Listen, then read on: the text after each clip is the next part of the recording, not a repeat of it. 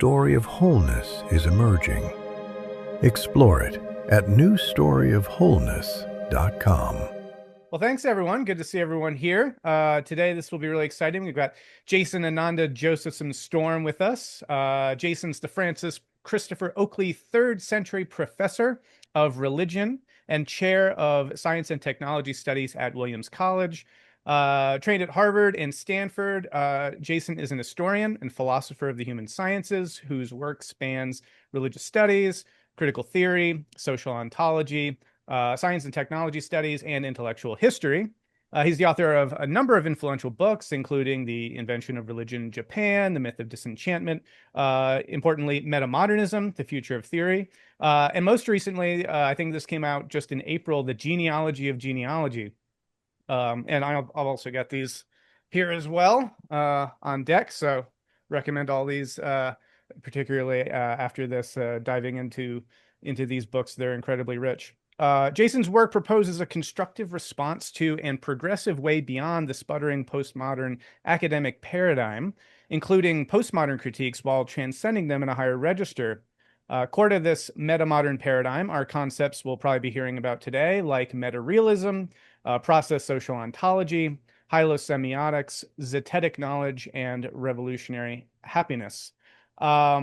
I'm really excited for this. It's great to have you on board, Jason, and some of the things that you've been engaging in terms of your attempts to integrate the human sciences are really core to the kinds of things that we're interested in here. We're interested to see more come out from that. And I'll just say, in the language of sort of integrative metatheory 2.0, I think Jason's doing incredible work in particularly metatheory alpha space of the philosophical work, moving these fields forward, this field forward in really important ways. So anyway, I think that should be long enough for an introduction. We're very happy to have you here at IAM, Jason, and look forward to what you have to share with us today. Great, thank you. It's a real pleasure to be here, chatting for you all. Thanks for that really nice introduction, Brendan. What I prepared is kind of informal, and it doesn't assume you've read any of my books. So if you have, I apologize if a little bit of this is going over terrain that you already know, but maybe giving it a slightly particular spin, trying to make it relevant to our community. You'll see something different that you didn't see otherwise, and then there should be plenty of time for questions at the end. I don't have a PowerPoint or anything of that sort. I just wanted to sort of talk with you in a more organic way about metamodernism, at least my version of that project. And to describe how it addresses certain issues in the humanities and social sciences more broadly, the human sciences, and how I think hopefully it'll be useful in future integration efforts. And in the Q&A, I'm happy to go into any more detail, and I'll also try and keep the jargon level low, but I'll introduce a few technical terms as I need to.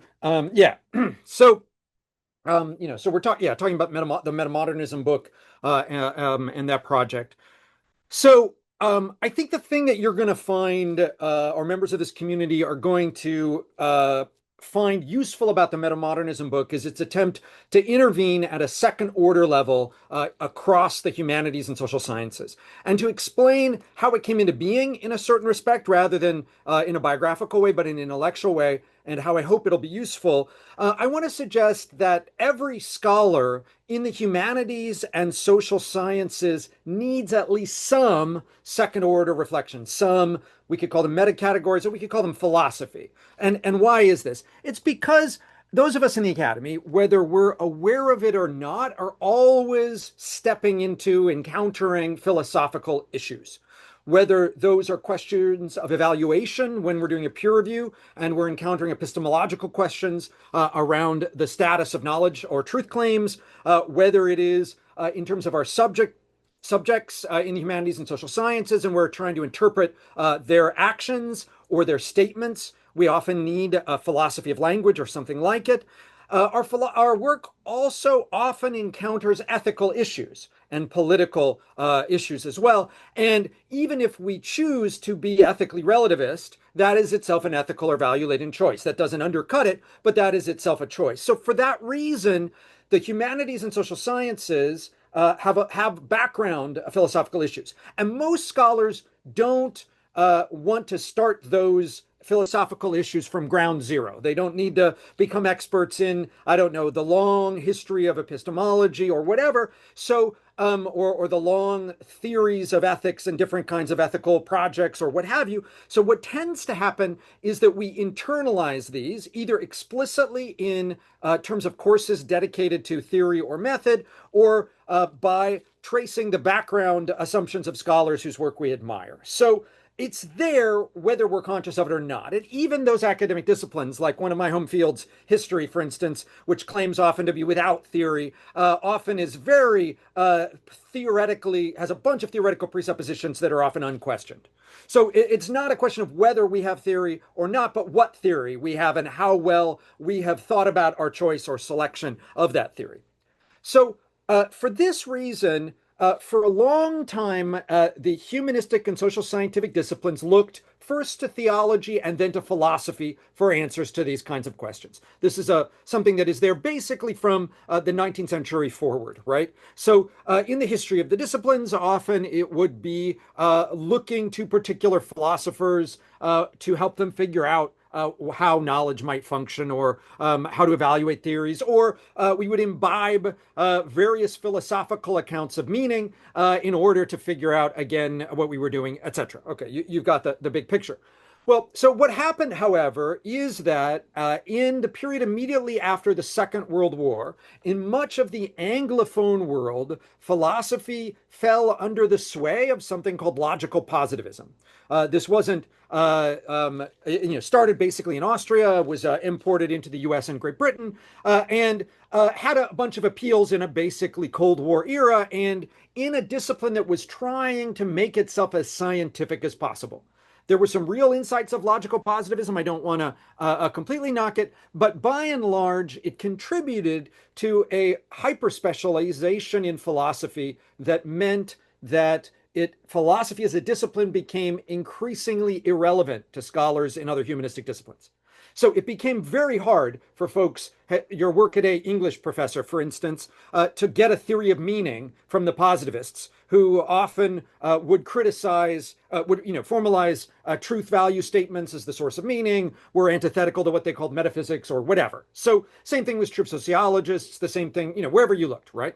So this combined with a real increasing specialization within philosophy departments meant that scholars were not getting bonus points for engaging across disciplines, and increasingly were getting reinforced in specialization. Now, that specialization occurred in many academic disciplines at the same time, but philosophy had for a long time had a certain pride of place as a synthetic operation or a meta-level or secondary operation. So that began to break down in the post-war era, and scholars looking in the Anglophone context, and scholars looking for those kind of questions increasingly turned to the continent for answers. Why? Well, in part because in France, and Germany to a lesser extent, and some other, Spain, etc., but especially in France, the philosophical departments were able to resist specialization for much longer, and even in certain respects down to the current day. Indeed, the training for the doctoral programs in France, as Sean and others know, for instance, I'm sure, reinforced philosophy as the primary site from which other people then specialized disciplinarily. So think of Bourdieu, for instance, whose training was in philosophy, but then he became a founding figure in sociology, etc. So it was actually the resistance to a kind of specialization that allowed French theory to kind of percolate upward for a little bit. And then this French theory, not always by people in philosophy departments, but by a range of different thinkers, was then imported into the Anglo-American Academy, and where it did some good work, I want to say. Its initial appearance of this, it helped answer things that the positivists had abandoned. It helped chip away at certain kinds of canonization. It helped challenge a kind of pervasive, what we could call scientism, or romanticized account of what science might be or become. And those were all good things. It also happened to appear in the Anglo-American Academy in the post-war period, when changes like the GI Bill allowed an increasingly diverse student body. The rise of gender and women's studies in the academy often came alongside this, and caused even more need to pull in thinkers who were challenging the established canon. Again, this stuff was broadly had a good influence, I would imagine, and in certain respects, and it became gelled into something called by its enemies and then later its proponents postmodernism. Now, French theory and postmodernism are not identical. Postmodernism drew on many different threads, and postmodernism selected from a trendy set of thinkers from France and Germany and the United States who often disagreed with each other fundamentally, who had incompatible projects, but in anthologies, and I'm not, I'm talking about very concrete things like one, I'm almost out of arm's reach, but anyway, anthologies of postmodernism. These works were stitched together, a snippet of Derrida, a snippet of Foucault, maybe, whatever, some Rorty, some Julia Kristeva, whatever. They were stitched together and formed a kind of program. And that program tended to emphasize the skeptical components of each of these thinkers. And in that respect, there are historical reasons. By the time this really takes hold in the 1970s and into the 1980s, and then even becomes hegemonic perhaps in the 1990s, there's a reason that it was a moment when folks were skeptical, wanted to be skeptical, wanted to be able to challenge the conditions of the academy, were often disillusioned by the 80s, by things like Reagan and Thatcher, etc. And so they knit together something we could call postmodernism. And the skeptical issues the postmodernists brought up, often they didn't invent. So the philosophy of language associated with postmodernism, a skeptical post-structuralism, for instance, was basically a skeptically inflected version of a Saussurean linguistics that was already which is now 100 years old, or something like that, right? So, the philosophical questions about, the death of the author, for instance, which we associate sometimes with Roland Barthes or Michel Foucault, was actually articulated in English departments as a movement called New Criticism in the United States and Great Britain in the 1930s, for instance, and then it bubbles back up, and so on. So there's a way in which this theoretical formulation drew on old ideas, and not to say there were no new ideas, but it repackaged them, and it had some new ideas. But it was also, in certain very distinct respects, an Anglo-American phenomena, insofar as these things were compiled together in Anglophone sources and in a period where English was becoming the global scholarly language. So also in the post-war period, publications in English become to dominate throughout the global academy. This is in journals, this is in the humanistic disciplines and the scientific disciplines, etc. And so that version of the thinker. So you get a version of Derrida that is not in the French, for instance, but you can get in the American interpretation of Derrida that comes to stand for what Derrida and, let's say, deconstruction meant, and so on. Okay, I'm leaning into this stuff, which is very minor in the book, but just to give you a sense of the context and historical grounding for those of you, maybe something a little bit new for those of you who had read the book. But postmodernism starts delivering diminishing returns, and it often then failed to answer or came up with broadly increasingly less useful answers to the various philosophical, epistemological, and ethical issues that motivated its early adoption in the first place. And so there's, again, I'm not anti-postmodernists and I'm not anti-critique, but I want to say a lot of this stuff burned itself out in particular ways, or became increasingly less useful as the end of the last century gave way to the new one. There became a room for and a need, an unmet need for this kind of second order reflection, especially because in certain respects there were certain blind alleys that folks had gone down either in a positivist or postmodernist vein. Ironically, meanwhile, there were other threads in philosophy that were being ignored in other disciplinary formulations, and so that could have been recouped had they been able to be translated out of their specialist vocabulary, etc. So all that is to say, against that background, those of us who went to graduate school in the early 2000s or whatever were trained in a postmodern canon, and then many of us found it fundamentally unsatisfactory. And so from there, and I was like really deep into this stuff personally, and I was a fanboy, and I went to the lectures of whatever postmodernist I could attend, or whether it was Derrida or Agamben or Rorty or whoever, and soaked this stuff up. I loved it. I bathed in it. But I realized it was increasingly not answering the kind of questions I needed to have addressed as a workaday scholar. If I wanted to figure out, for instance, how to translate a Japanese term like shukyo, what the current postmodern or post-structuralist consensus on language told me was that translation was impossible. and therefore rendered the project impossible, even as the works that were describing the impossibility of translation were given to us in English, translated from French or German. Okay, so this was, I found profoundly unsatisfactory. Spent a lot of time looking at alternative and antithetical movements and tried to recoup the bits of them that I thought might be useful for all of us going forward in the humanities and social sciences, and piece them together, in part because your philosophical answers to certain issues impact others. That's a problem of integration, right, in a certain concrete way. So your ethics and your epistemology and your sense of meaning and your ontology all tend to be interrelated. Not to say that there aren't decisions or options there. It's possible, for instance, for a plurality of ethics to come out of a certain ontology, but not every possible ethics or what have you, right? You can see how those relate. So again, it becomes a bounded space, but also your notion about what meaning is affects how you think, or your notion of how to gain knowledge might affect how you discover what the meaning is for something, or how et cetera. So all the for all the obvious reasons, we needed to do something at least semi-systematic. And it was in an era where people were suspecting systems. So I tried to do something systematic with a kind of humility. It's meant to be a humble project, so it has gaps. And it's also rooted in the idea that our main philosophical conversations are always collective. We're not isolated reasoners. So the ethics of the project and also the ontology of the project presumes that knowledge is a product of epistemic communal norms. So part of it involves conversations with folks like you all here. So after doing a lot of conversation, I then tried to basically turn inside out, or grant the key pieces of the postmodern philosophical problematic in 5 main domains: around the questions of realism, around the question of ontology, around the question of language, around epistemology, and around ethics. And in each case, figure out, what do we want to consolidate from the postmodernists? What do we want to consolidate from other philosophical schools and camps? Okay, and how might we, with an eye on practical utility for scholars in the humanities and social sciences? So in that respect, it was already an attempt at a kind of integration. Now I want to signal to you in some of the time that remains some of those concrete claims, having spent belabored to some overpoint perhaps the historical context.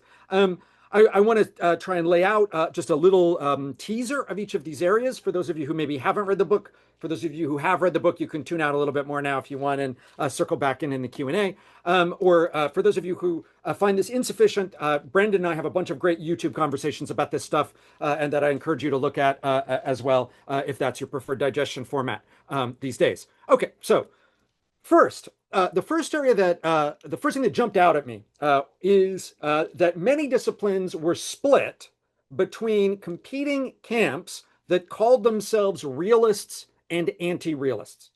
More often, anti-realist was a polemical label, but there were a few people who actively embraced that themselves. Sometimes they called it themselves constructivists, but for reasons I'll get into, but it was often basically realists versus anti-realists.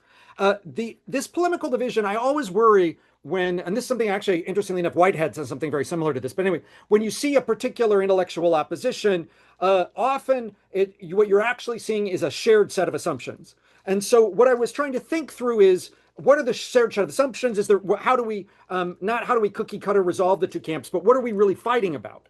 And it became increasingly clear to me that this polemical opposition was doing much less work than the amount of energy it was mobilizing. Let me give you something more specific. It was many realists and anti-realists were making the same arguments. For instance, one of the anti-realists historically was Friedrich Nietzsche, whose How the Real World Became a Fable was sometimes taken as a key document in articulating a form of anti-realism. But what Nietzsche was arguing was not that there is no world out there or something like that, but rather that there is no second order world behind the world of appearances. So Nietzsche's argument is not that there is no real world, but rather there's no second hidden invisible world, as in a Platonic form or in a Kantian Ding an sich, behind the world of appearances. Similarly, folks who were avowed realists in post-positivist philosophical circles were making the same argument.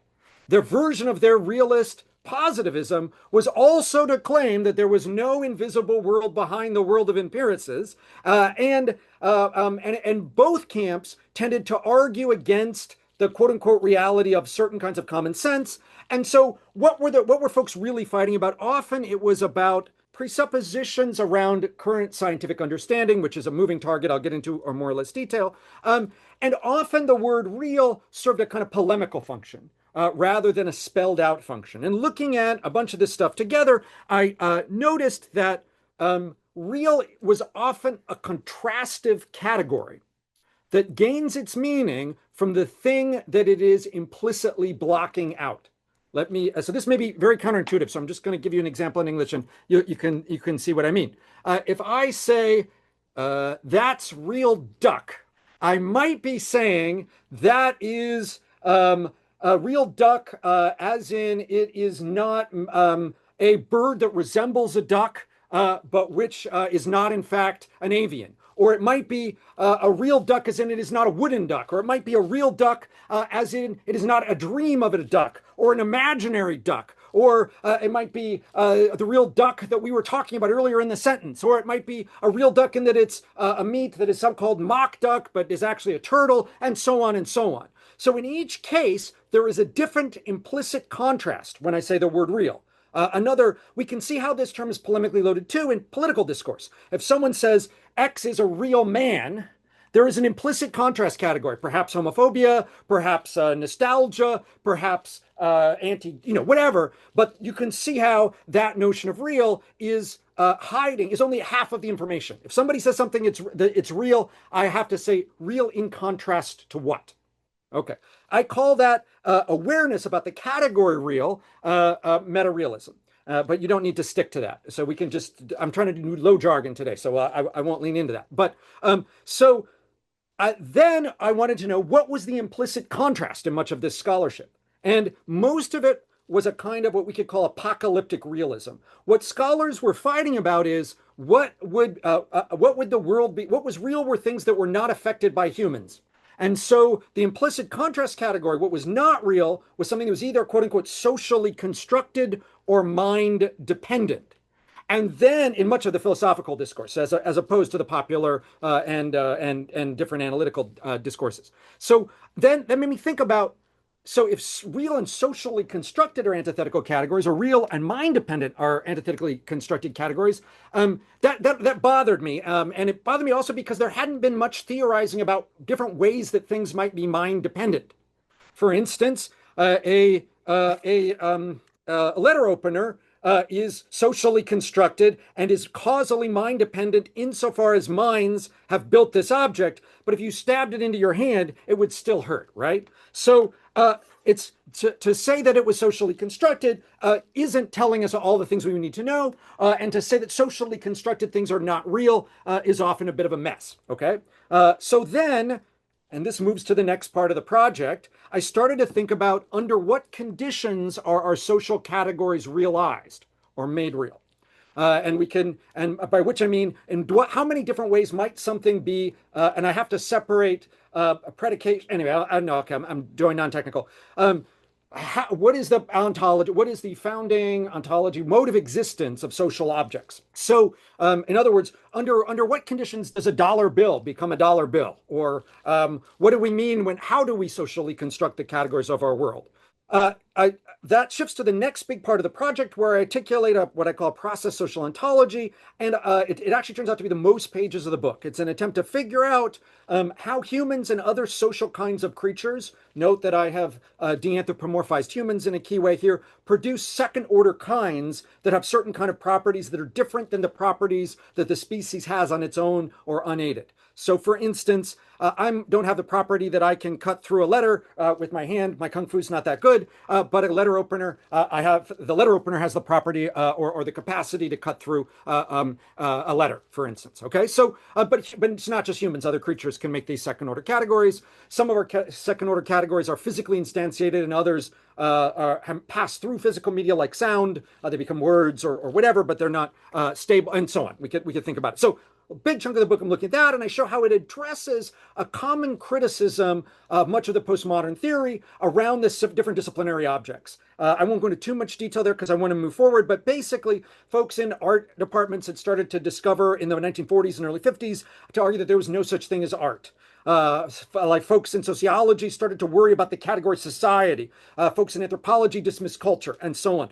One that I encountered new to me now that I'm doing particular kind of research, the category of technology was shredded in technological studies departments. They wanted to argue that it didn't mean anything, for instance. So, this is a similar pattern, and it involves similar kinds of moves. And I want to suggest how process social ontology doesn't reconstruct those categories, but gives us a new vantage about the problems that we've had with them and how we can stipulate different categories in different kinds of ways. I don't want to go into too much detail there because that's the biggest part of the book, but I think the less likely to be exciting for this conversation group. So footnote on that, if you want to know more, please circle back to me. So out of the process social ontology, one of the missing pieces was a question about language. So if this is how humans build their social world, it seems clear that humans and other communicative species, but humans in particular, use language as central to the way that we construct our social environments. And so then the question become basically, how do things mean? What is meaning? And it is there also that I intervened in both the postmodern discourse or the post-structuralist discourse around meaning and in what we could call the normative discourse and analytic philosophy around meaning, which had come to very opposed models of meaning. Ironically, in the post-structuralist notion of meaning was the idea that meaning was primarily a relation between sounds and concepts, and that it had to do with a semantic network which precluded or largely bracketed out questions of reference. ChatGPT is a great example of a post-structuralist meaning machine, okay? But analytic philosophers had argued for meaning primarily in terms of reference, the idea that meaning is what you're recorded reference to.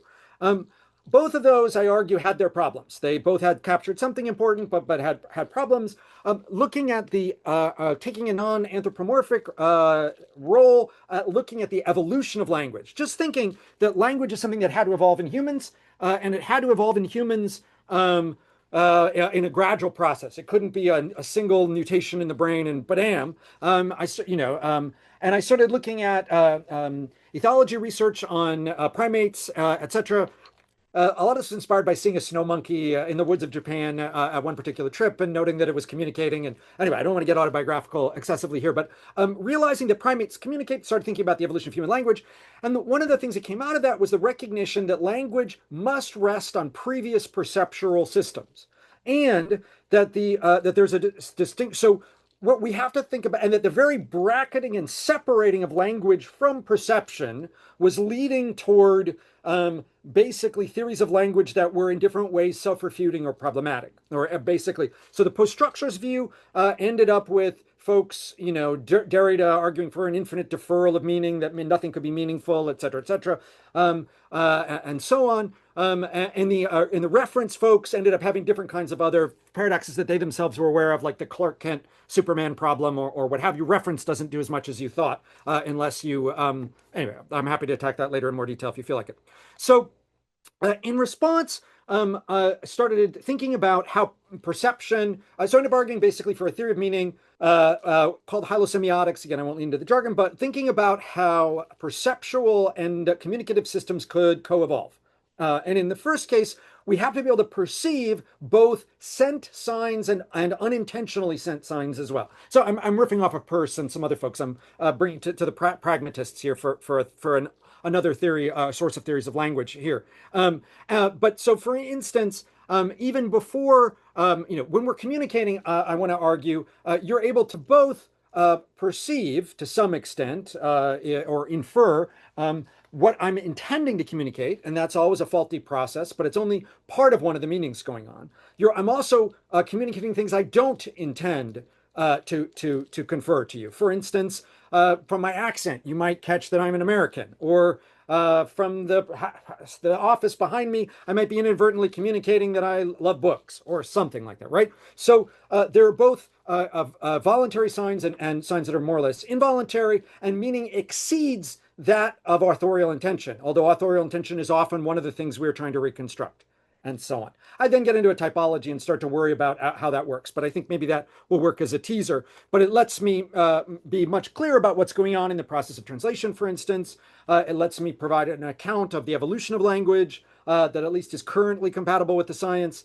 And it then puts meaning back in the world in a way that it wasn't otherwise. So I think it has some payoffs. But then beyond that, we also have fundamental issues of epistemology. And it is there that postmodernism often took hold as a particular form of skepticism, but often a series of incompatible skeptical positions. Many postmodernists, what got excited about was question reality or question authority or something like that. A kind of various forms of mobilized skepticism that often took the form of dogmatic expressions like knowledge is power or there is no truth, etc. Now, I'll note that these are dogmatic expressions. I'm going to circle back to that in just one second. But what I want to suggest is that postmodernism basically was cool in a way because of its skepticism. I think that's part of one of the things that made it appealing. But because that skepticism was unable to doubt itself, it ended up in a certain key respect being unable to mobilize and do the kind of work we needed in the humanities and social scientific disciplines. If you're skeptical of all knowledge, if you become convinced that all academic knowledge is merely a mask on power, not something Foucault said, but something people attributed to Foucault, something he very specifically said he didn't believe when asked about it in an interview. In any case, if you believe that, then why are you doing scholarship? Then how do you, if truth claims are merely narrative, then there's no reason to prefer one narrative over another, and so on. So, moreover, sometimes postmodernists mobilized older forms of skepticism we might call Cartesian, etc. Often, the postmodernists work by interjecting doubts in things. And doubt is useful, but it only takes us so far when it's not able to doubt itself. So, taking inspiration again from super old dudes, a guy, Sextus Empiricus, one of the original Puranic skeptics, he had argued that there were three kinds of philosophical stances in his own era. A group who he basically called dogmatic believers, who thought that they had direct access to the truth. Second, there was a group he called dogmatic skeptics, who were confident that knowledge itself was impossible. He actually called them academic skeptics because that's what was going on in Plato's Academy. Anyway, we don't need to go into it. And a third group he called we could call zetetics or seekers, who continuously explore and question.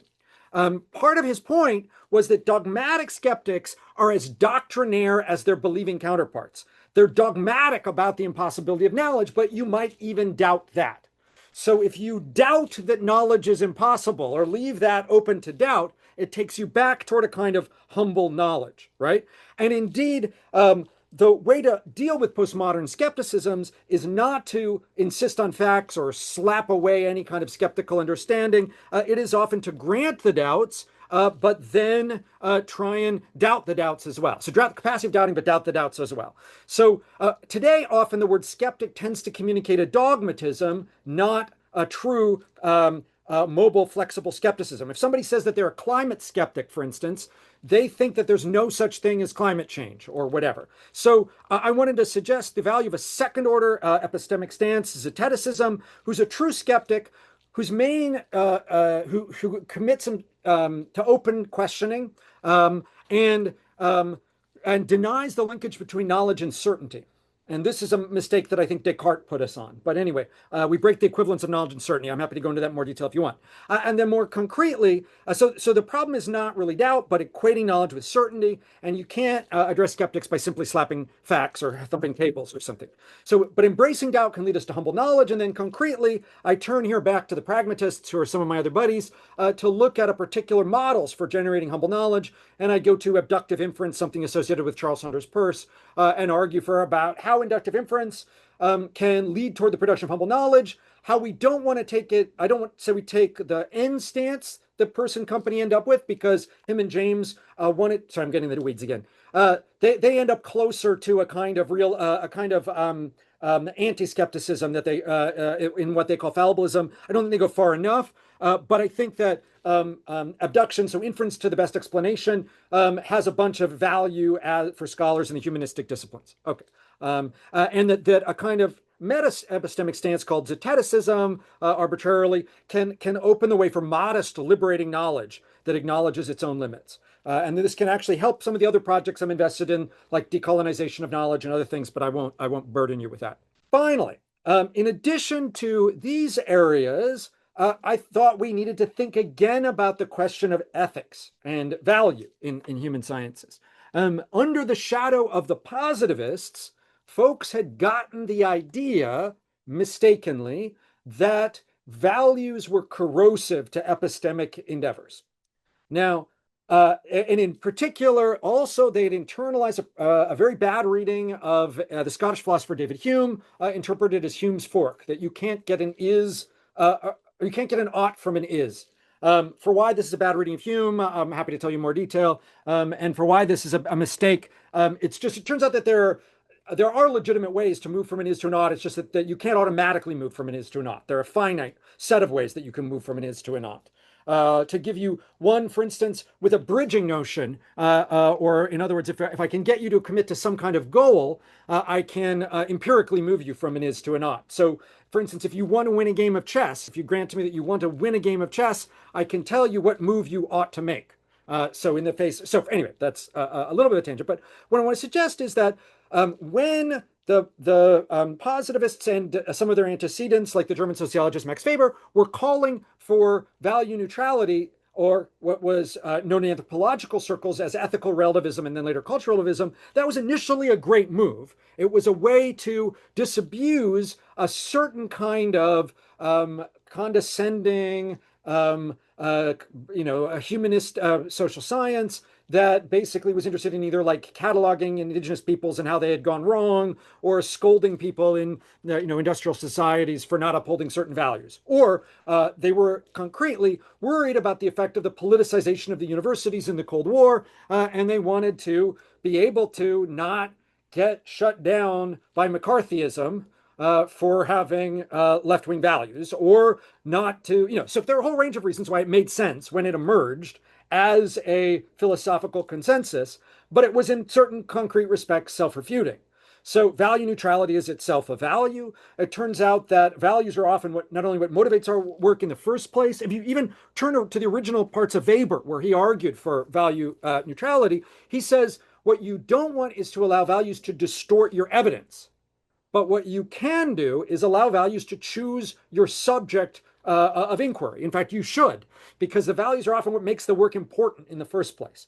And by completely refusing values, I want to say, we often made our work increasingly irrelevant. And what is worse, because people didn't think critique was itself value laden, it contributed to a kind of scornful moralizing, where people were able to call out other people's values, but not stick up for positive projects. I do think scornful moralizing is good as a first step. Calling out all the awful things that people have done in the past is wonderful, but it's important to have another project on the other side of that if you want to make a better society and mobilize the positive things that the humanistic disciplines could be doing. And so for that, I very tentatively at the end of the book start to think about what some of those might look like. A commitment to multi-species flourishing, for instance, as something we could agree on, hopefully in the face of things like climate change, which I'm not a skeptic about, and what have you, or at the very least, I think it's important for scholars to be able to state their values, because I'm not arguing that if you want to integrate the humanistic disciplines, we can allow disagreement. We don't want to overly homogenize. And to remove values from the space of conversation is to do homogenization often by fiat and without explicit discussion. I think actually, if we're honest about our values, we can often and agree to spaces of what I call, agonism, not antagonism. In other words, places where we can argue and debate. Then I think we can agree to disagree. We can do a lot of productive work. I am one of those perhaps rare free speech lefties who thinks that on the left, we need to be able to argue with each other and with people on the right, as long as they're not literally calling for killing us, okay? And then we have reasons to want to exclude them, okay? And that may be fair. But otherwise, I don't think we have any advantage at preventing those people from arguing, often because their ideas are terrible. And if you allow them into the public market space and you listen to them, they're bad. But there may also be principled people whose political positions I completely disagree with, but who are good to argue against because they help me sharpen my own value concerns, etc. And we don't want to be a particular, monolith. as an academy for a whole range of reasons. We want, and a lot of people do have very different values, whether they're coming from different religious backgrounds or different political backgrounds, etc. So hiding them doesn't get rid of those. It just makes them unable to be a part of public debate and criticism. And it also, I want to know people's values when I read their work, because that also helps me actually read them more objectively. So I think we get a better objectivity by being clear about our values. So you know me, if you know me and you know where I'm coming from politically, then if you disagree with me, you can presumptively decide parts you know you're going to disagree anyway, or whatever, right? So that's okay. I think whatever we're aiming for in integration, it needn't be one of homogenization, but spaces of productive epistemic diversity and productive disagreement. The problem is when disagreement turns into antagonism and direct violence, etc. And that's, we're experiencing at various points, and that sucks. So that in a nutshell is the broader project that I'm aiming for in the Metamodernism book. And I've been delighted at the response by folks to the book so far, who are carrying it and are going to see that there are different variants, that there are pieces of it that need amendment, that there are certain correctives, etc. And I'm very interested in putting in dialogue with the rest of you in this theoretical cramp as we work on integrative metatheories. So, and figure out how they might work together and complement each other, and places where we can have productively agree to disagree. That's okay too. So anyway, I told Brendan I would go till 12:45, and I've gone to 12:43. So I think that's close enough. And I'll open it to the space of questions. Thank you again for your time. Well, I'll kick us off with a question. Well, first of all, thanks. That was great. That's a lot to summarize in such a short amount of time, and that was fantastic. So thanks for laying all that out. I actually have a lot of questions, but we've had many conversations, so I won't take up too much of the airtime. But one of the things that came up for me is, you mentioned how the postmodern thinkers were themselves drawing on earlier arguments and thinkers, philosophers. And so even though a lot of this kind of gets bundled under postmodernism, you can look to antecedents there. I'm kind of curious who you might see as being some chief metamodern, antecedents. You mentioned the pragmatists and people like Peirce, and I know you draw on Uxküll and other people. But yeah, if you were to kind of list a short list of sort of thinkers that you feel like that you're particularly drawing on, or that anticipate some of the moves that you're making, who would you point to? Yeah, so for me personally, and we'll see what our fellow metamodernistas are into or not. I found very useful pragmatist thinkers, particularly Peirce, to a lesser extent William James. Partially, full disclosure, my dad worked on Peirce, and so I inherited a little bit of a default Peirceanism. Again, Peirce also goes off the deep end in certain ways, and whatever, but very personally influential. But also for me, I'm also drawing on the postmodern canon. Even I think of them as antecedents, even as I'm trying to work through and past them. For me, my engagement with Foucault, for instance, has been really determinate, even as I'm trying to work us through and past Foucault, granting his emphasis on power, for instance, but not granting all of the things that people think follow from that. I also get a lot from this guy who I have staring at me, Walter Benjamin, to remind me to take certain things more seriously. For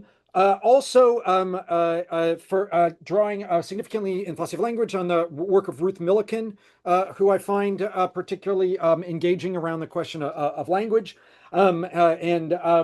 In terms of, but I also spend a lot of engagement with Asian philosophical sources. So Tanabe Hajime, a Japanese thinker, Nagarjuna, an Indian thinker.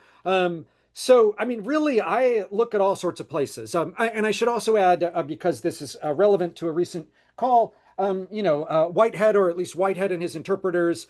For me, I get more out of Stenger's than Whitehead directly for various reasons. But that's maybe because I'm not as deep into the weeds with Whitehead as some other process social ontology folks. Those are just, it's sort of eclectic. But and then in terms of writing style, the style person that I find the most persuasive, even though his philosophy I argue with the most, it's Nietzsche.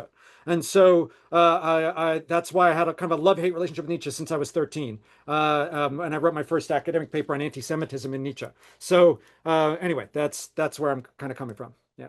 Cool. Thanks. I see Mark has a hand up. Yeah. Jason, thanks so much for that presentation. It's wonderful to see passion and excitement in the delivery of ideas, and I just love the passion that you have for these ideas. Are so important. The topic I want to raise is about how we label, the periodization sort of question. And so we have, pre-modern, modern, postmodern, metamodern. And I think you've got a great appreciation for how these different sort of systems of ideas can be considered as configurations of various elements, ideology or values or even method and activity, and that you have a very healthy skepticism around this periodization of these different configurations. Could you say a little bit more about why you're skeptical, or, maybe that's too hard a term, but some of your thoughts on the periodization process, which is a very powerful one, and it's one which is very dominant within integral thinking and integral views of cultural evolution and so forth. So what are your thoughts on that topic? Yeah, so a lot of that is in the book that came before the Metamodernism book. So the book, The Myth of Disenchantment, where I look at the question, the category of modernity. So you can see the common term in your question about periodization was the word modern. And it turns out, we first, so part of this is a skepticism, just to give it in the shortest version possible, that the word modern is too blunt of an instrument to describe us, and covers way too many different ruptures and bundles them together and treats them as if they're a unitary phenomena. And we know this also in part because the term modern emerges, a 580 CE Cassiodorus first uses the formulation modernus to talk about the modern world, and he's talking about something that we would think of as before the Middle Ages. And so that modern, being as a term for the now, right? And so, and it becomes a heavily loaded term.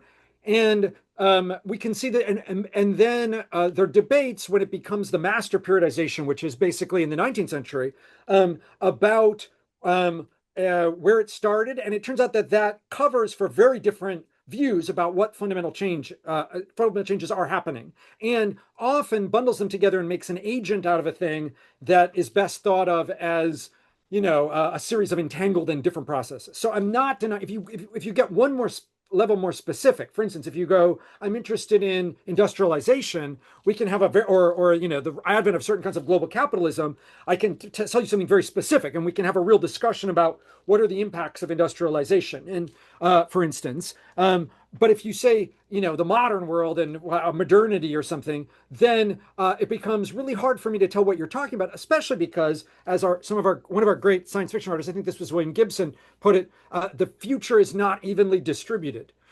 Which is to say, a lot of the things that we think of, and we get a similar critique, for instance, in Cornel West, who notes that postmodernism never really worked as a descriptor for all the communities, even in the United States. Black folk in the US, for instance, in the high postmodernist, quote unquote, moment, were not exhibiting what cultural theorists saw as postmodern culture or something like that. So again, I don't want to 100% dismiss this. I think you can name, as I've done, postmodernism too, if you specify a particular field in which that term is applied.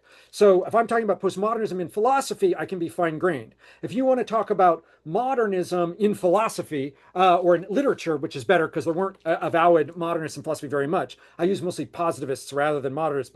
But if you want to talk about modernism in literature, you can name a set of people and argue about their relevant characteristics or whatever. But just as grand periodizations, I tend to be skeptical. Yeah, not to say that there are things. Brendan has helped me see that there are some zeitgeist phenomena. I don't want to totally dismiss those, but I just think modern and pre-modern, postmodern are two blunt terms to describe those zeitgeists. Lawrence? Well, now I'll say again, wow. So I've enjoyed this very much. I'm desperately trying to find something to disagree with.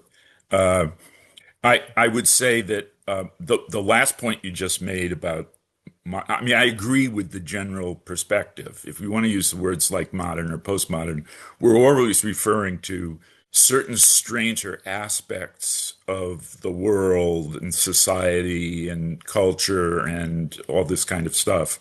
I still think in the end, probably if we just say in terms of dividing up the big pieces of human history in terms of, foraging and literate societies, and then modern industrial, and then we get a lot of stuff that comes out. I think that's we are stuck with that. Now, within that modern industrial, there's lots and lots and lots of changes to several different things, and I agree. I appreciated that you pretty much gave a history of analytic and continental philosophy since 1945. Do you know this one, Edgerton?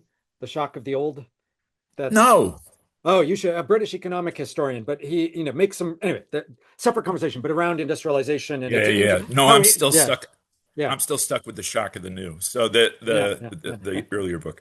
Yeah. So, and I appreciate, of course, that there's something about the pragmatic and process traditions, which doesn't mean that they're right, but escape some of the foundationalist versus postmodernist.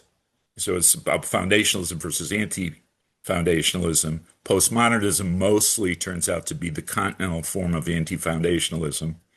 And in the analytic community, you get a whole series of, Quine and Davidson and Sellers and all these other characters.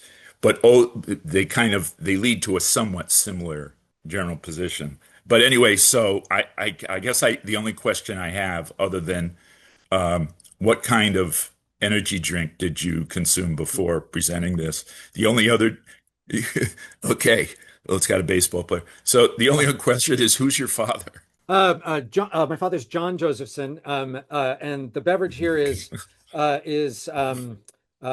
Japanese green tea. So not an energy drink, but slightly more healthier. Okay. But I'm up. This is just my normal operating speed, I'm afraid. But thank you. But yeah. Okay.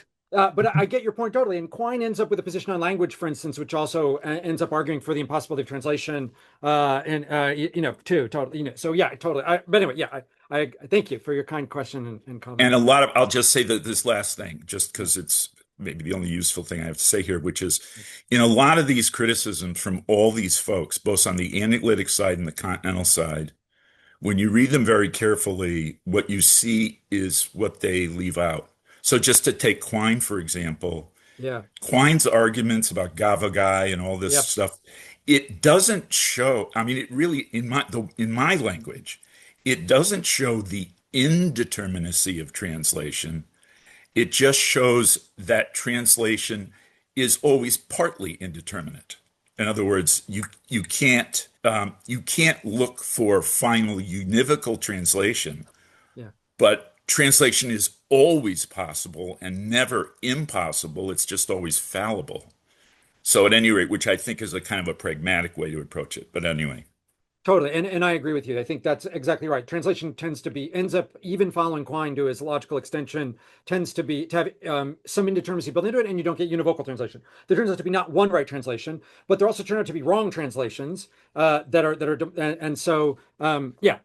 agree with you. Yeah. Yeah. When the anthropologist points at what we call a rabbit and says, or when the native points and says, Gavagai, there's a bunch of things it can't mean. Yeah, exactly. Like there's nothing airplane happening. There's nothing to look at over there. So there's a lot, stuff gets excluded. Anyway, thank you. Yeah, thank you. Sean, yeah. So thank you, Jason. That was amazing. Really looking forward to spending some time with both of the books that I know of, at least.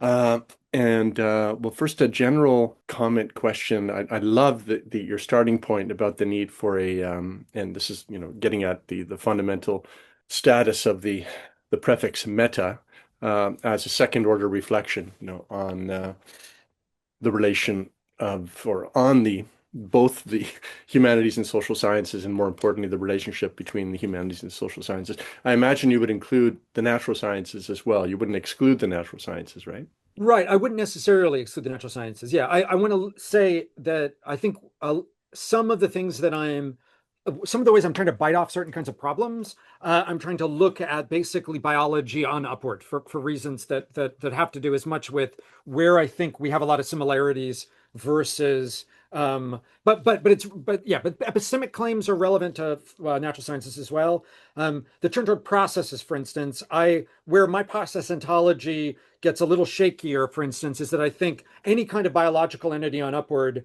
it's useful to think in terms of processes, for instance. And so some of the problems that happened that are so-called problems of reification are when you apply stuff language to things that are basically unfolding processes, and that most biological organisms are basically processes on upward. There's a separate question about things like mathematical knowledge. There's a separate question about things like but anyway, depending on where you're going, so I want to note that my own limitations about what I'm arguing for. So Okay, great. But I'm coming from several directions. One is a foundation in Hegel. So my sort of home base was Hegel and Jung. And as I'm sure you know, Jung, for instance, had a long-standing dialogue with Wolfgang Pauli, the physicist, and the later Jung, even though he was grounded in psychology, recognized that psychology, when pushed to the limit, hits these boundary conditions where there's an intimation of something that transcends and includes, if you want to use that language, both the object of study of psychology and the object of study of physics.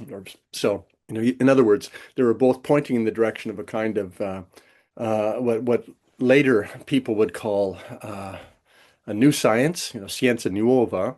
In the 90s was called the new paradigm that was supposed to, Wilbur talked about a transcendental paradigm that was supposed to get to the fundamental level of paradigmatic assumptions that inform the full spectrum of the sciences, whether or not it's the natural, the human, or the social, and so on.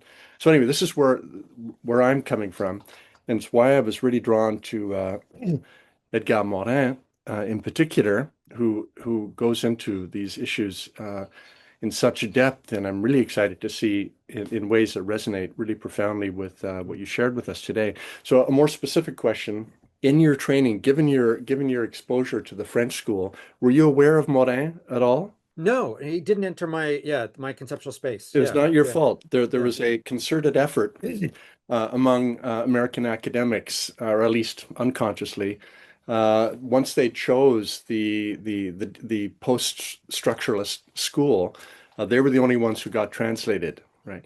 So there was a famous debate between Bourdieu and Morin, like a very, very heated debate where, Bourdieu criticized Morin for taking popular culture seriously and taking the cinema seriously and so on. And where Bourdieu argued that the only way we can understand popular culture, mythology, even religion, is in terms of class struggle. And the only appropriate approach to the study is quantitative sociological analysis and so on.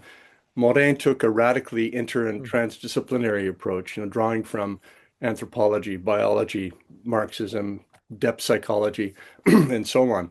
So just to say that I'm very excited both to get to know your work and hopefully to introduce you to some Morin who I think you will really love, and maybe we can talk about that later.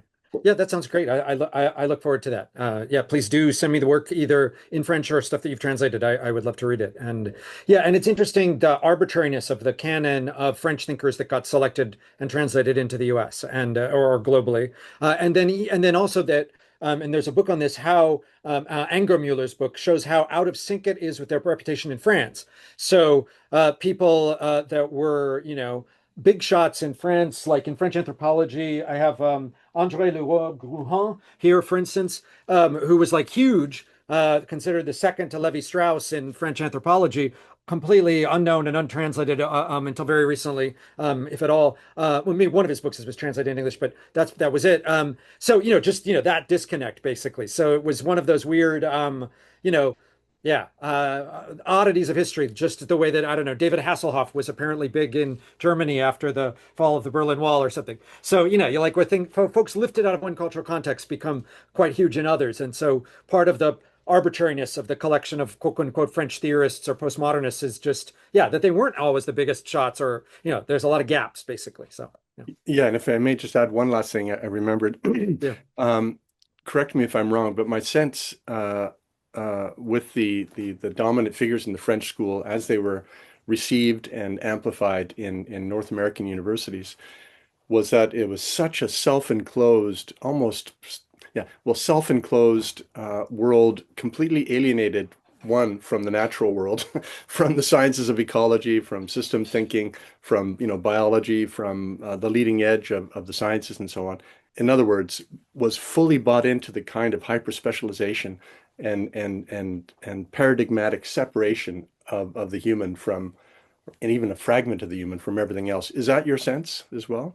Well, they're outliers. So there is the French philosophy of science tradition, which we got some of, but what so a Bachelard, Yeah, but Bachelard. but who and a Canguilhem, I guess it should be Canguilhem because I've heard that the L drop is relevant. But anyway, but neither of those were treated as seriously as Foucault.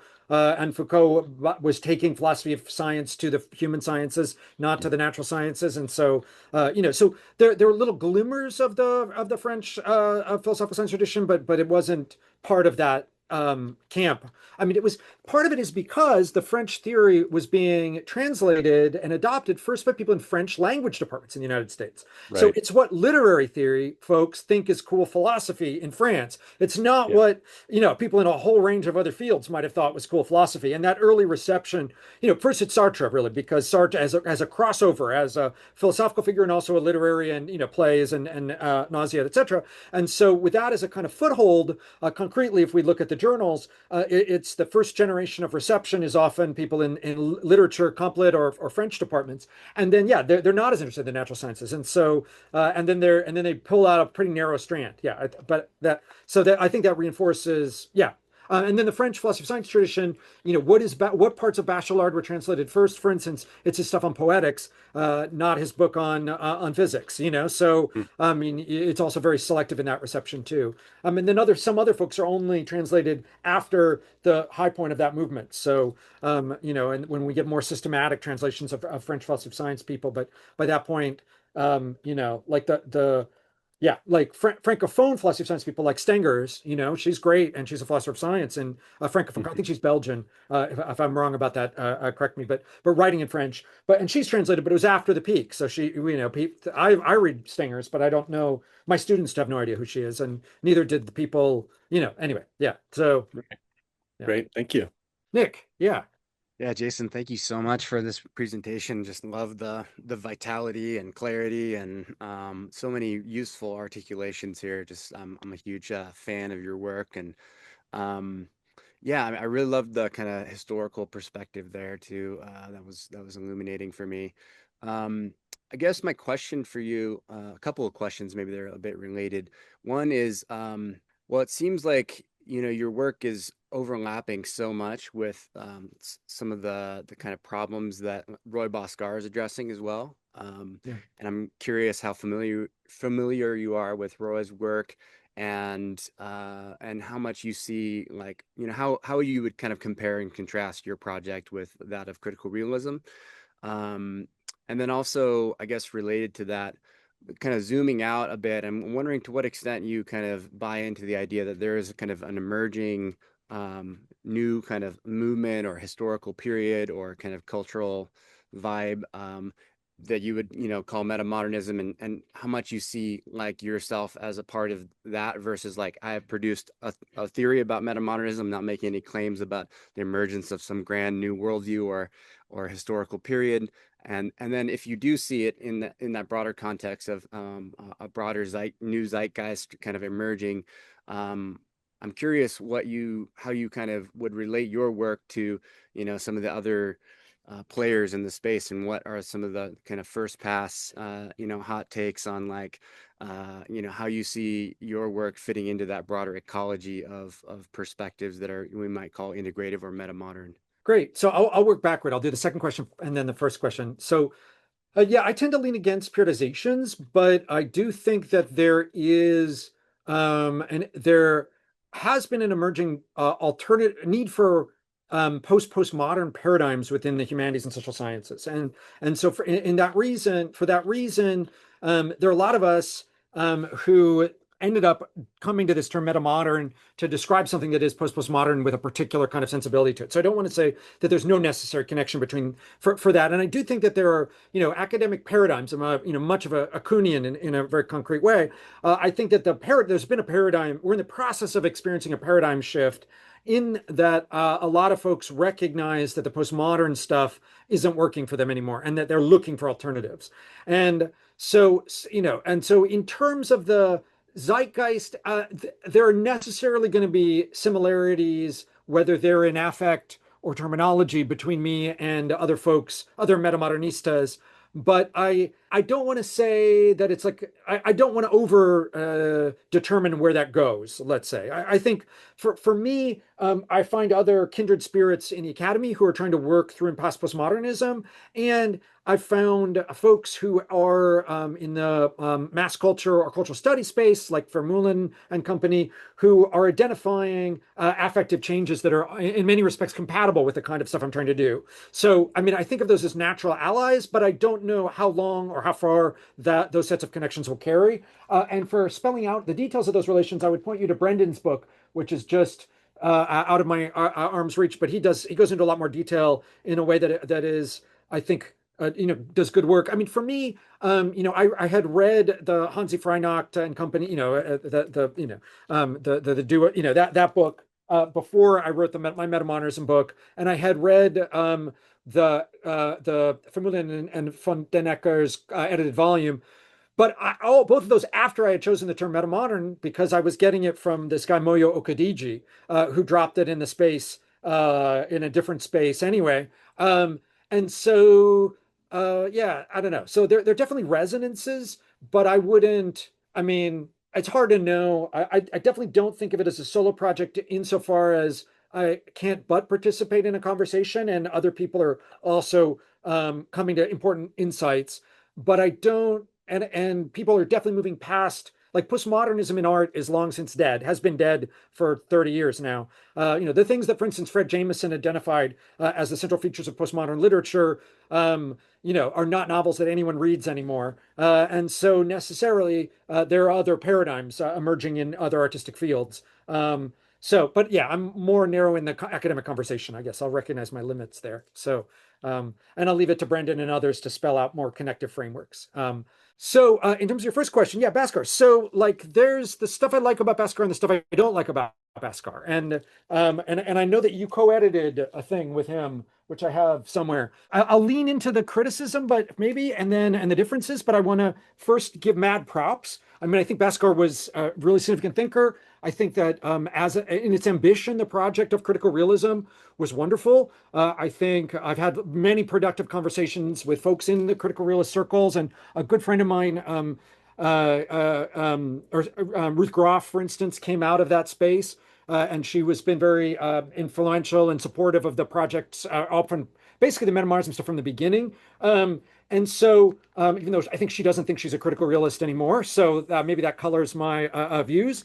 So here's what I'll say about Bhaskar. So now having, and I think, well, now I want to see some things that I like first again too. I think Bhaskar was great for pushing back and his followers against some of the excesses of a broad post-structuralist or postmodernist forms in the academy and elsewhere. And I think that the emphasis on mechanisms is really important, and etc. So, okay, having said the nice stuff, let me point at the points of disagreement.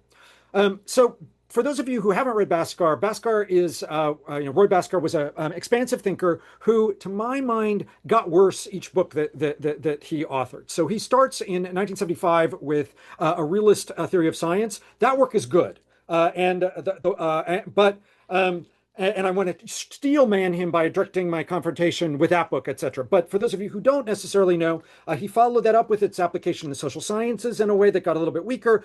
Critical realism then evolved into dialectical critical realism, then transcendental dialectical critical realism, and then finally to a sort of New Age emphasis on the absolute or something like that, as far as I understand his later project, and so all that is to say, I think the strongest Bhaskar is at the beginning. And indeed, the core insight of Bhaskar's project, for those of you who haven't been familiar with his 1975 book, is what he calls his transcendental insight in the nature of scientific progress. So basically, I forget the exact formulation, but it's like that argument from experimental activity, where he says, basically, because science is making progress, it must be telling us something fundamental about what we could call ontology or something like that.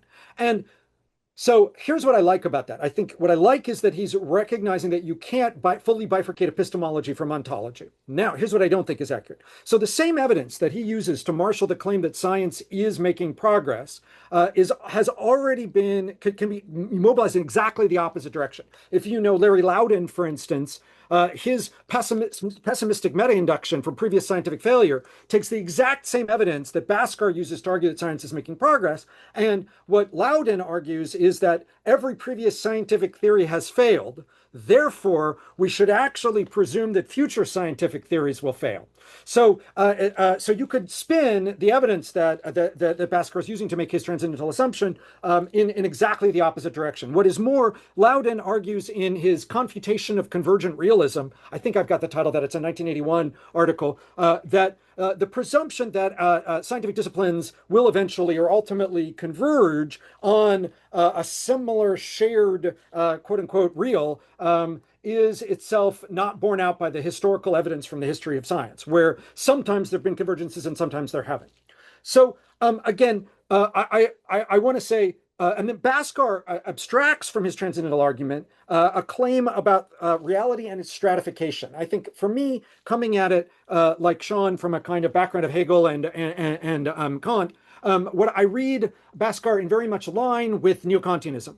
And so it's an asymptotic neo-Kantianism, basically. You have the empirical, the actual, and the real, or something like that. And the real is functions in the position of what Kant would locate the noumena, where it functions as a kind of, but for Bhaskar, we kind of dug deeper. He sometimes uses language of strata, sometimes he uses the language of mechanisms. I don't think that, I think that this, assumes a greater unity to science than there is in science. So one of the things that I grant from folks like Dupuy are a disunity of the sciences. This is part of why I was sort of walking back a comment a little bit before, but I don't think there's a single scientific method, nor do I think that there is any evidence. And I think even if we look at concrete paradigm shifts within scientific disciplines, we don't see a linear progress, but often loss and translation. So for instance, famously, when Lavoisier refutes Priestley's comes to the oxygen theory and Priestley's dephlogistonated air is refuted, we're actually losing something even as we're gaining something. So what the phlogiston theories were able to account for instance, is what we now can talk about only many, a century later in terms of plasma. So I don't want to say that doesn't mean that chemistry made no progress, but I want to suggest that it's, and I'm basing it on Hasek Chang's work on Lavoisier and the phlogiston controversy. But what I want to suggest is that there's gains and losses, and often what's happening with the paradigm shift is completely new vocabularies. So the claim that Bhaskar makes, for instance, that different kinds of paradigms are referring to the same thing under different description or something like that. I think there's something there, but I find it unpersuasive, and I don't think it addresses early Kuhn's fundamental anxiety that, or a recognition that when a paradigm shift is often a radical reformulation of language that opens up new problems, but is in certain respects, and we can argue about whether incommensurability is the right way to do it. I don't think it's actually fully incommensurable, so I a little bit agree with Bhaskar there. But at the very least, it's not there's something lost and something gained in each paradigm shift.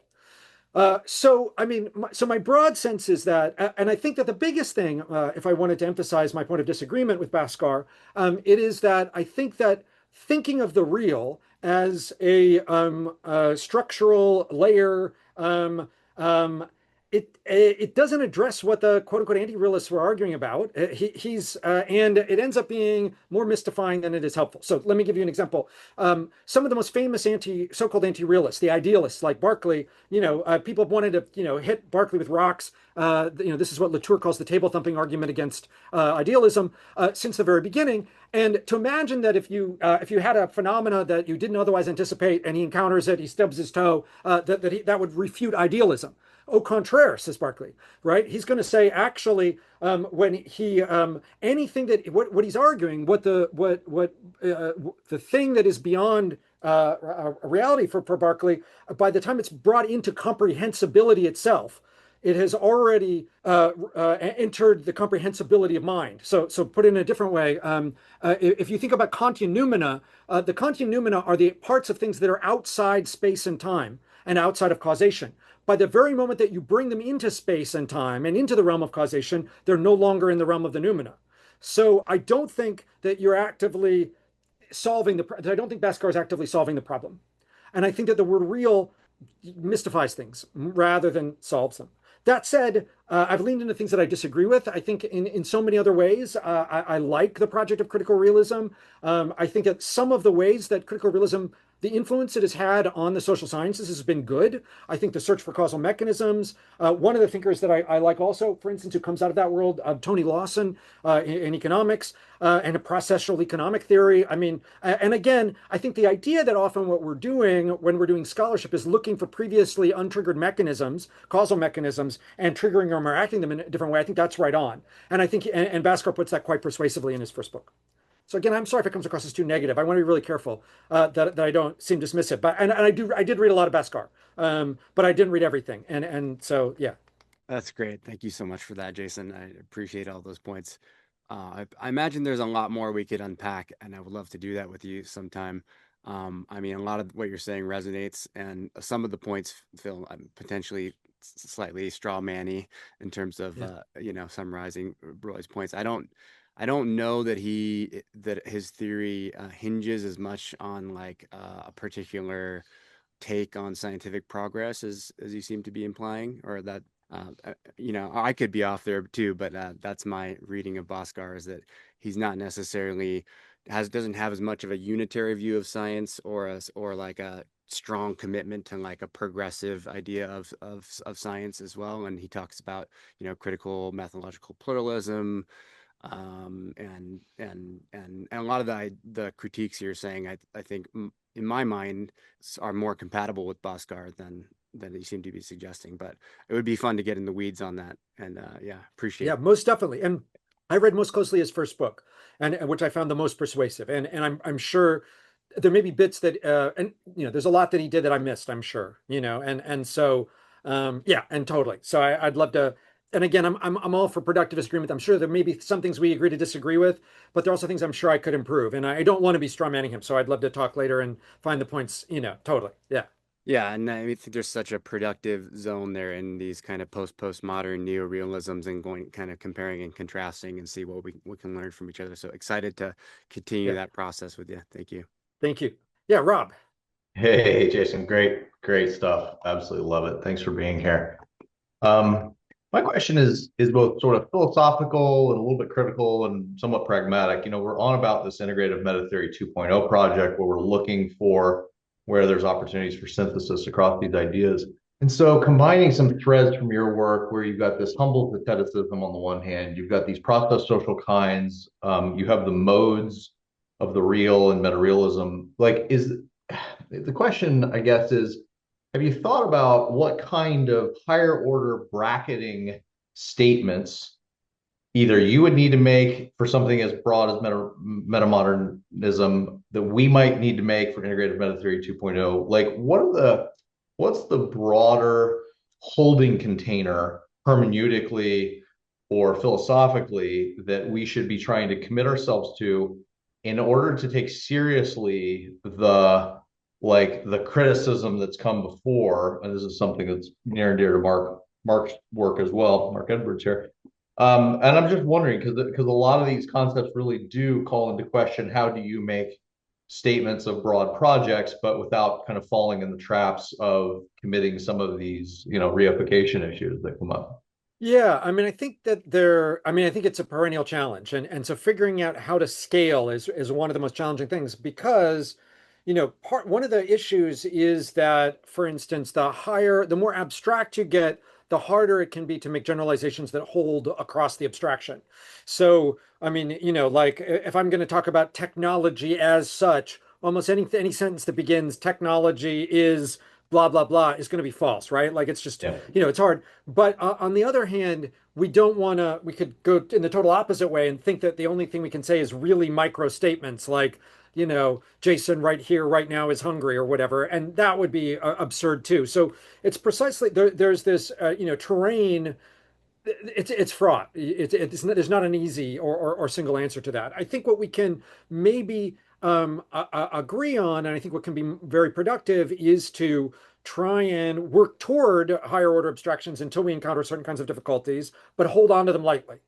And so recognize that, any statement that we make, we could always be wrong about. That's where the humble knowledge comes in. And that things are often, we're often making generalizations that are, ceteris paribus conditions, or that they're generalizations under certain kinds of constraints, like, all other things being equal, tigers have 4 legs. And then obviously there are some tigers at the zoo that only have 3, because they were injured or whatever, like that's okay. Like we can, as long as we're cognizant of the possibility space of exceptions, and we're welcoming that, or it becomes not necessarily a refutation of the theory. As long as then we can make certain kinds of generalizations. Yeah, I mean, maybe that, I don't know if that fully answers your question. I think that's No, it's part of good. it. It's I mean, you're exactly right. It's fraught territory and it's nuanced, and yeah, finding that line between saying particular but meaningless thing or useless things to meaningful things that are actually getting over your skis is obviously the key. I do wonder what you're thinking about when you think about, I'm thinking about Latour and the modes of being, the modes of existence, which has some resonance, I think, with some of what you're pointing out with the modes in metarealism. But I'm wondering what you're finding in the disciplines. So what are the boundary conditions of the mode, of the paradigm, and the questions being asked, and sort of philosophical prepossessions, and then how do you give articulation to that mode in such a way that it has integrity, right? It's kind of not, it's doing its best to surface its own presuppositions and let itself be known, but it's a different mode than what you might find over here, or a different thing. I think that question is actually really important for us, because in a way we have a very abstract mode, but it's also a mode that's trying to be the mode of modes, like in a sense. And so I think that's actually the hard philosophical problem at the end of the day. And I'm seeing it in fact, actually, in a somewhat problematic way, some of the work we're doing, because we haven't made our own mode of modes like object enough within the Institute's program. And that's something that I'm quite concerned to watch. Yeah, so I mean, 3 things that makes me think. First, yeah, I'm interested. I mean, I've followed Latour back to Simondon, where he gets his modes, and I'm still trying to think about how similar to and different that is from my project. I think I've got some open questions, but it's definitely something that I'm thinking about. It was interesting to me to see Latour, whose early actor network theory, for instance, was an influence, then in a way recognize that critique had run out of steam and that he had to figure out something else. I then his, inquiry into different modes of existence stuff seemed less persuasive to me in certain respects, but I think it's resting a lot on a Simondon that I really need to read, and it's in one of my large to read stack that I haven't gotten to. So I hopefully down the road can say something more concrete about that. I think second, I think you actually answered one of your own questions, which is how we can do it at this level, which is to be very explicit about reflexively explicit about our awareness of ourselves and our own limitations. So I think one way we can address this is to just be open that we recognize we're fallible people, we come from particular places and standpoints or whatever, and that we're trying to make as respectful generalizations or higher level theories as we can, recognizing that those things can sometimes be fraught, and opening up spaces for productive disagreement with us when we need it, So I think that the ways that we can, by being like kind of humble and self-conscious and self-reflective, as you are in your presentation, or comments just now, and as we can be in general, I think, and as I understand other folks have been, I think that's really good, I think that's part of the answer anyway. Then in terms of different disciplines and their paradigms, and a lot of folks are talking past each other, and it's hard to figure out when we can do a successful translation enterprise whereas when we want to say that there's actually a substantive matter of disagreement. And even if in both cases, sometimes you have folks in totally different disciplines who are talking about the same thing and don't realize it, and then we go, okay, gotcha, that's great, we can synthesize here, and at some point we end up with a disagreement space, but I think it can also be useful just to circle that and say, there's a disagreement here. Either, you can commit to X or you can commit to Y or somewhere in the spectrum in between. We're granting that as a space of productive disagreement, and we don't have to resolve that. Like our integrations project doesn't have to resolve every point of possible disagreement. It can just, even connecting up some of the places where people are agreeing and don't realize it, can be really helpful at building interdisciplinary, cross-disciplinary bridges. So, yeah. Yeah, 100%. Great. Thank you. Lynn, yes. Yeah. Wow, this is really exciting. I mean, if I were younger, I would sit in your classes like endlessly and listen to your talk. Oh, thank you. So I do not have a background in philosophy as such, but I'm just curious because the big three in I am that I've seen it being Bhaskar, Moran, and Wilber, but I haven't heard you discuss Wilber. So I was wondering where you kind of position him, what you see of him as a postmodernist, as a metamodern, where would you put him in this? And yeah, and I have to, and I'm going to have to disappoint you because I've not actually read Wilber. Like until joining your whole group, Wilber was a name that I had heard, but I have never read him still. So, and I do now have one Wilber in my stack, but I have not read it. So I can't really say. I can say there are necessarily some resonances, and other people have pointed at them, but I haven't been able to make those connections myself. He just wasn't in my space. Yeah, I had a more engagement with Bhaskar than the others. So. okay. But yeah, so and you're never too old to take classes. So I do if you happen to be in Western Mass, you'd be welcome to audit. So Thank you. Well, shall we call it there? This was incredibly rich, as I expected it would be. Thank you so much, Jason. Fantastic stuff. I'm looking forward to going deeper with you in our deep dive with Nick when we talk about some of these things. And there are some things that came up for me that I'm looking forward to being able to use that opportunity to get into. But yeah, let's leave it there. Thank you very much. Thank you. Thanks everyone for being here. Thank you, Jason. Fantastic. Thank you, Jason. It's a pleasure. Thank you, everybody. Yeah. All right. Bye-bye.